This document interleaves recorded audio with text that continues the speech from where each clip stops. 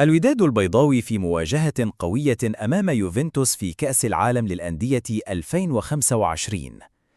يستعد نادي الوداد الرياضي البيضاوي المغربي لخوض مواجهة قوية أمام يوفنتوس الإيطالي اليوم الأحد ضمن منافسات الجولة الثانية من دور المجموعات في بطولة كأس العالم للأندية 2025 على أرضية ملعب لينكولن فاينانشال فيلد بالولايات المتحدة الأمريكية.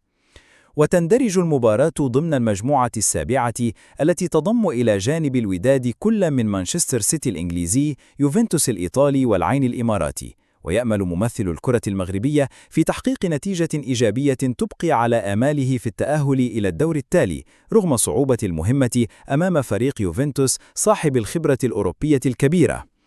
وكان الوداد قد استهل مشاركته في البطولة بخسارة أمام مانشستر سيتي بنتيجة 0-2، ما جعله يحتل المركز الثالث في الترتيب دون نقاط.